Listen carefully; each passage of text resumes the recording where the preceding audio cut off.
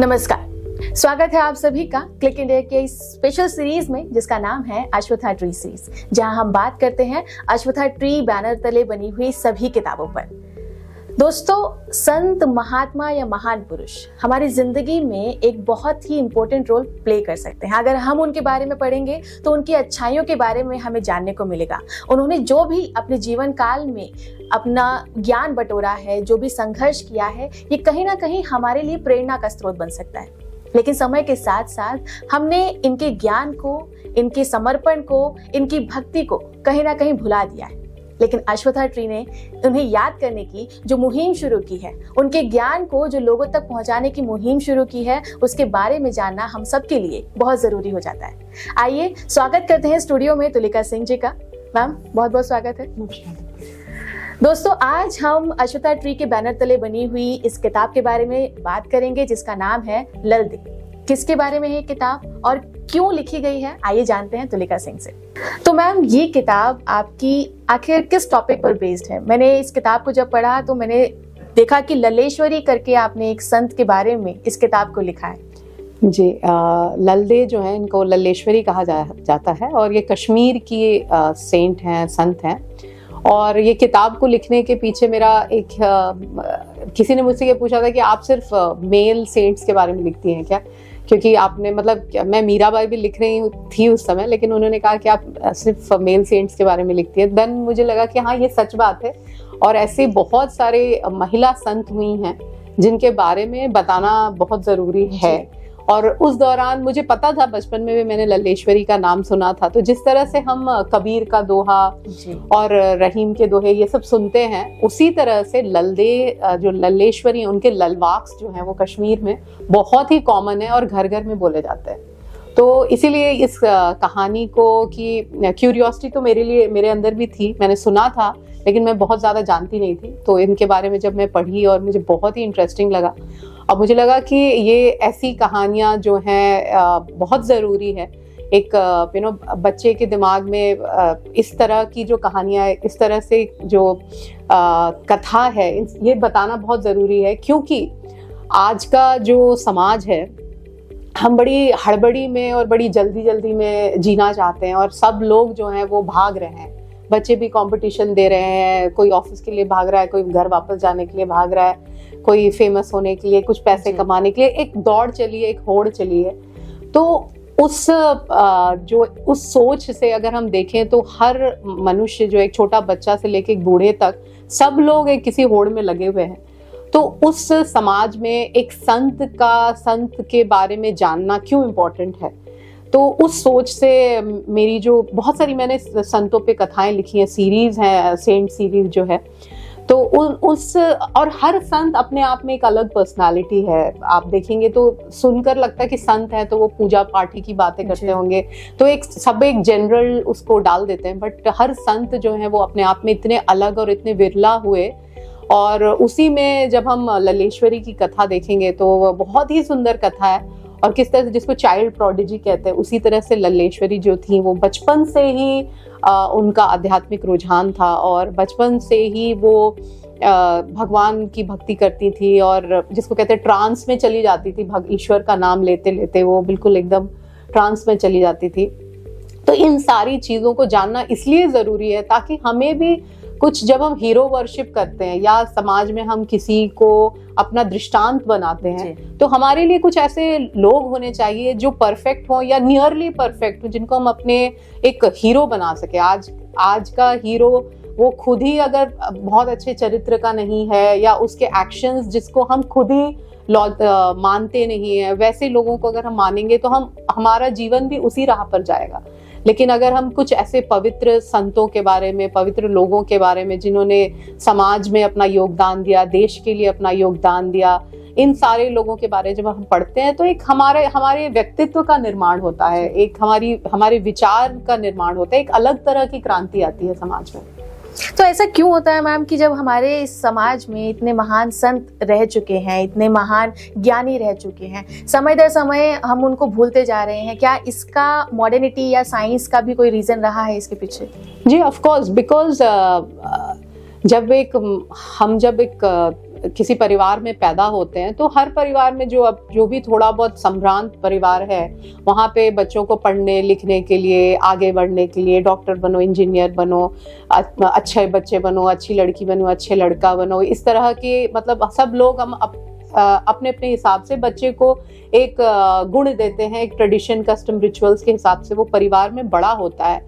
But down the years जो हमारे westernisation जो हो रही है हमारी पूरी की पूरी सोसाइटी, जो लोग और सोशल मीडिया हो गया, हमारे प्रिंट मीडिया हो गए, मैगजीन्स हो गए, लोग अब इतने खुलेआम मतलब दूसरे देशों में जाते हैं, जब वहां से सब कुछ देख कर आते हैं तो वो बिल्कुल उसी को कॉपी करना चाहते हैं और वो कॉपी करके आते हैं और दिखाना चाहते हैं कि हम देखो यहाँ गए वहाँ गए, अब हम भी वैसे ही वस्त्र पहनते हैं, कपड़े पहनते हैं, हमारे भी बोलने का तरीका, अब हम अंग्रेज की तरह बोलते हैं। तो इसको हमारे समाज ने वैल्यू देना शुरू कर दिया। हम वैल्यू देते हैं अगर कोई इंग्लिश बोलता है, और अगर कोई वो बहुत इंटेलिजेंट आदमी है या औरत है, लेकिन वो अगर गाँव की बातें कर रही है, गाँव के लहजे में बात कर रही है, तो हमें लगेगा अरे यार ये गाँव वाले लोग हैं। तो प्रॉब्लम उनकी नहीं, प्रॉब्लम हमारे समाज में है कि हम गलत चीजों को बढ़ोतरी दे रहे हैं, वैल्यू कर रहे हैं, और जो अच्छी चीजें हैं वो गुम होती जा रही हैं। तो हम सब अब आज के बॉलीवुड समाज को देखिए, या जो जिस तरह से हम लोग उन्हें जो ऐसे इस तरह के सीरियल्स आ रहे हैं जिसको देखकर हमारे घर में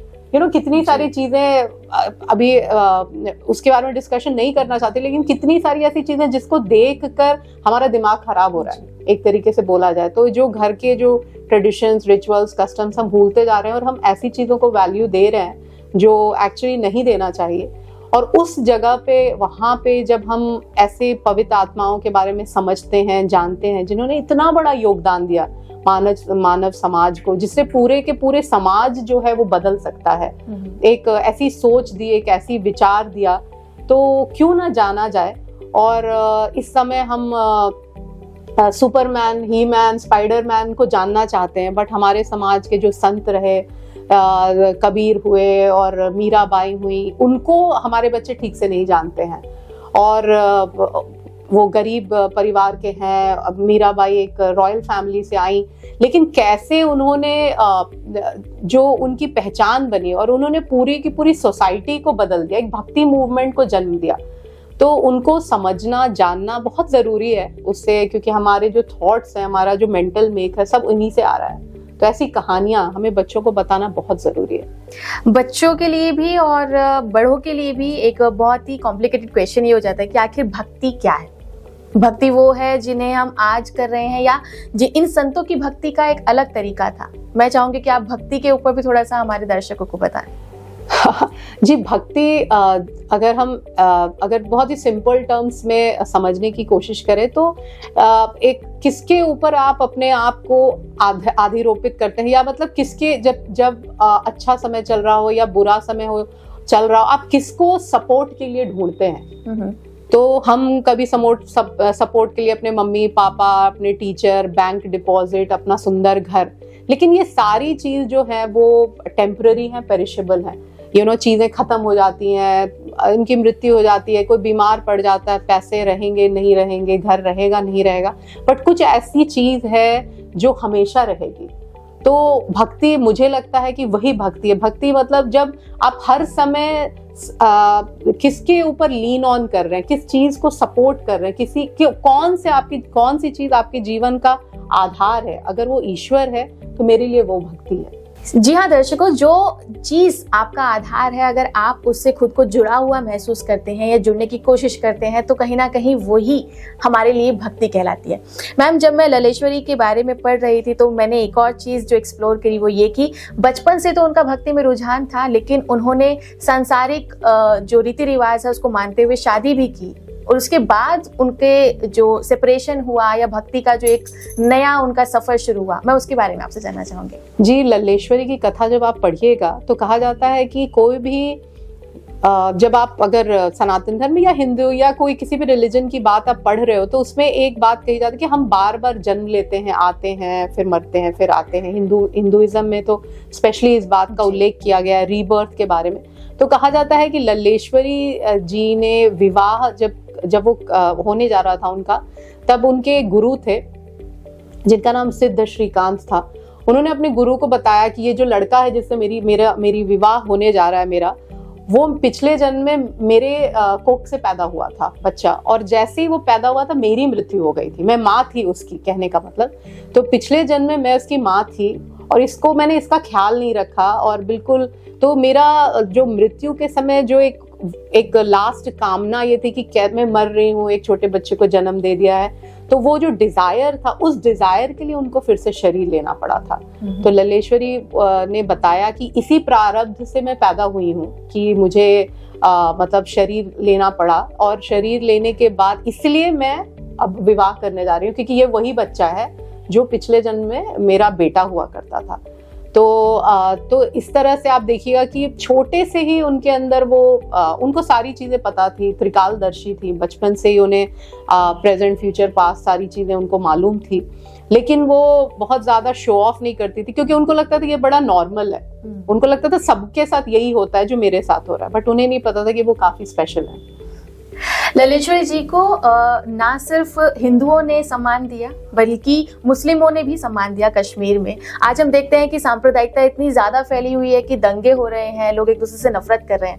ऐसे में ललेश्वरी जी एक अच्छा एग्जाम्पल लोगों के बीच में, या एक अच्छा मैसेज किस तरह से देती हैं? बिल्कुल, वो सूफी संत थी, और कहा जाता है कि शैवाइट सेंट भी थी, मतलब सब लोग अपने हिसाब से उनको बताते हैं कि कोई कहते हैं वो शिव की भक्त थी, कोई उन सूफी संत कहते हैं, लेकिन उन्होंने कभी इस बात को जैसे बहुत पुराने समय, बहुत ज्यादा लिटरेचर्स नहीं है उनके बारे में, लेकिन कहा जाता है कि उन्होंने हमेशा एक होने का जो मैसेज है कि एकम ब्रह्म अस्मि, कि सब कुछ एक है, अंतर कुछ है ही नहीं। लोगों ने इसको बनाकर रखा है कि तुम इस समाज के हो, मैं हिंदू हूँ, आप मुस्लिम हो या सिख हो, ईसाई हो, ऐसा कोई भी जो उनका मैसेज था वो पूरे मानव समाज के लिए था।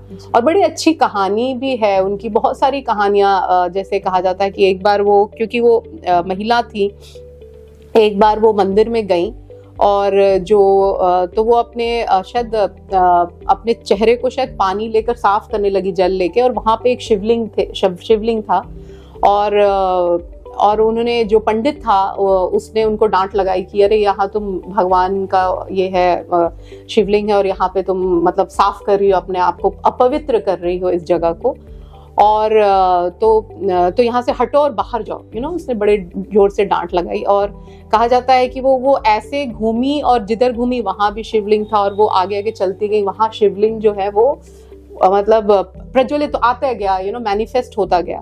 तो ऐसी ये सब कथाएं, कहानियां, बट ये इस बात को उल्लेख कर रही है कि ईश्वर कहाँ नहीं है, ईश्वर किसमें नहीं है। तो कोई ऐसा अंतर है ही नहीं, लेकिन हम सब जो है जो कंटिन्यूअसली द्वैत में रहते हैं, कंटिन्यूअसली एक दूसरे में डिफरेंसेस देखते हैं, ये गोरा है, ये काला है, ये नाटा है, लंबा, ये सुंदर है या नहीं सुंदर है।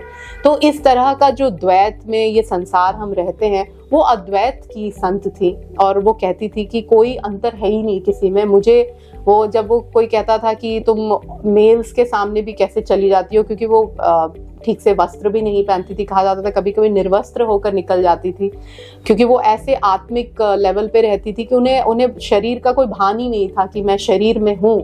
तो लोग उनको जैसे पत्थर मारते थे और कहते थे कि भाई आप कैसे ऐसे रोड पर चली जाती है। तो वो ऐसे ही कहती थी कि कहाँ है, मतलब आदमी कहाँ है, औरत कहाँ है, मुझे तो कुछ दिखाई नहीं दे रहा है, क्योंकि एक लेवल पर देयर इज नो जेंडर, मतलब जो आत्मा है उसका कोई जेंडर ही नहीं, कोई मेल फीमेल कुछ है ही नहीं। तो मुझे तो कुछ भी दिखाई नहीं दे रहा है, मुझे तो सब एक ही दिखाई देते हैं। तो ऐसा उनका विचार था। ऐसे बहुत सुंदर उन्होंने पोइट्रीज लिखी, ललवाक जिसको कहते हैं। और मैंने जैसे बताया कि कश्मीर के जो घर हैं उसमें काफी जैसे हम दोहे, रहीम के दोहे और ये सब रिपीट करते रहते हैं, वैसे ही वहाँ पे ललवाक जो है वो काफी फेमस है।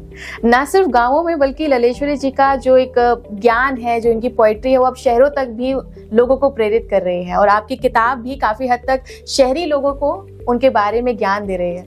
इसके बारे में आप क्या कहेंगे?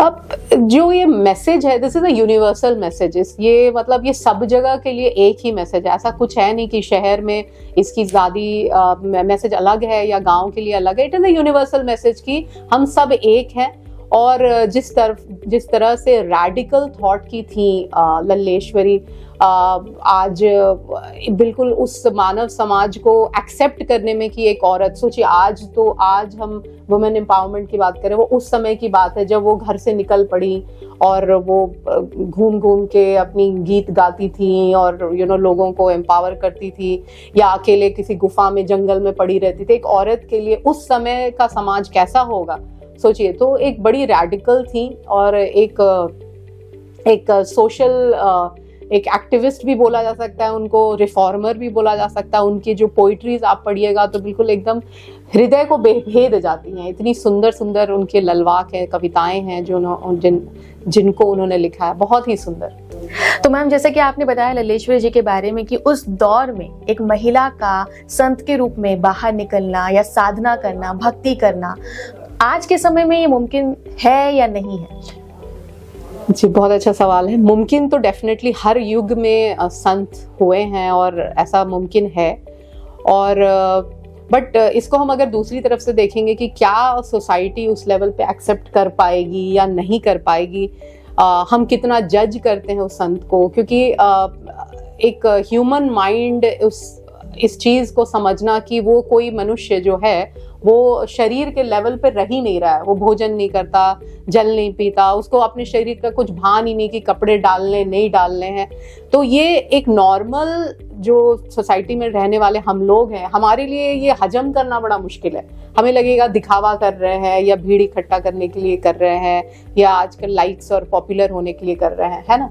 तो ये क्वेश्चनेबल थिंग है। और आज के कितने सारे हम संतों को देख रहे हैं, कुछ उसमें से अच्छे भी हैं, बहुत ही सुंदर संत हैं जिनकी बातों को सुनने का मौका मिलता है, बट कुछ ऐसे भी जो है ढोंगी संत हैं जो हमारे समाज में जिसको कहते हैं सुपरस्टिशन और बेकार की बातें, एक अलगाववाद की बातें, ऐसी बातों का प्रचार कर रहे हैं और लोगों को इन्फ्लुएंस भी कर रहे हैं। तो हर समय हर युग में संत हुए हैं, एंड आई एम श्योर जो होंगे इस युग में भी जो संत होंगे उनका भी कोई निराला तरीका होगा अपने आप को, और क्योंकि उनके अंदर ईश्वरीय ताकत है, उनके अंदर जो पावर है वो यूनिवर्सल पावर है, उनके अंदर ब्रह्म की शक्ति होगी।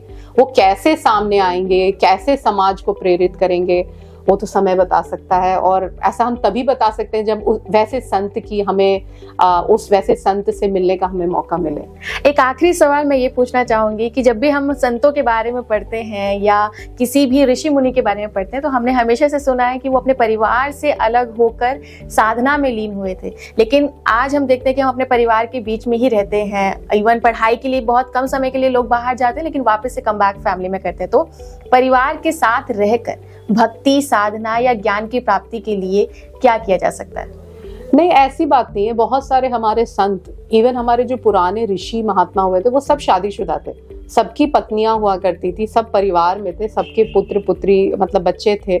और इवन बहुत सारे ऐसे संत हैं जिन्होंने शादी की। युक्तेश्वर गिरी जो है क्रिया योग के आप सुनेंगे, और रामकृष्ण परमहंस, उनकी अपनी पत्नी थी। तो बहुत सारे ऐसा नहीं है कि अगर हमें आध्यात्मिक राह पे जाना है तो हमें घर का त्याग करना ही पड़ेगा और हमें हिमालय का दर्शन करना ही होगा, ऐसा कुछ नहीं है। क्योंकि इट इज़ मोर अबाउट कि हम अपने चित्त शुद्धि पर कितना काम कर रहे हैं, हम अपने मेंटल प्योरिटी पर कितना काम कर रहे हैं, हम अपनी जो हमारे अंदर दुर्वासनाएं हैं उन पर कितना काम कर रहे हैं। क्योंकि भागना तो आसान है, लेकिन मन को लेकर कहाँ भागोगे? किसी भी गुफा में जाओगे तो मन तो आपके साथ ही जाएगा। तो पहले तो घर में रहकर ही अपने आप को पवित्र बनाइए, प्योर बनाइए, और फिर जो ईश्वरीय शक्ति होती हैं वो खुद ही आपको गाइड करने लगती हैं कि अब आपको क्या करना है, नेक्स्ट आपको क्या करना है। तो फिर वो जो कहानियां हम सुनते हैं कि उन्होंने घर का त्याग कर लिया, क्योंकि कुछ तो ऐसे होंगे जो बहुत ही जो रियल ऑथेंटिक सेंट्स हैं, तो उनको ऐसी वाणियां सुनाई देती हैं, ऐसी चीजें, एक्सपीरियंस उनको होता है जो गाइड कर रही होती है, भाई अब तुमको ये नेक्स्ट स्टेप लेना है। तो हमारे जो समाज में जिस तरह से हम बात करें कि लोग घर छोड़कर चले जाते हैं या चले जाना चाहिए, ऐसी कोई बात नहीं है। आई थिंक सबसे पहले हमें अपने ऊपर काम करने की जरूरत है। हमें खुद ही पता है कि हम कितने संत हैं और असंत हैं। तो इट्स ऑल अबाउट कि पहले हम अपने मेंटल प्योरिटी पे काम करें, और करते करते करते अगर हम सचमुच उस लेवल पे हैं और सचमुच हम उस राह पे सही तरीके से चल रहे हैं, तो हमें राह दिखाने वाले जरूर अवतरित होंगे। Thank you so much ma'am, आपने इस किताब के माध्यम से हमारे दर्शकों को, हमको भक्ति का एक नया ज्ञान जो परोसा है, उसके लिए आपका बहुत बहुत धन्यवाद। Thank you.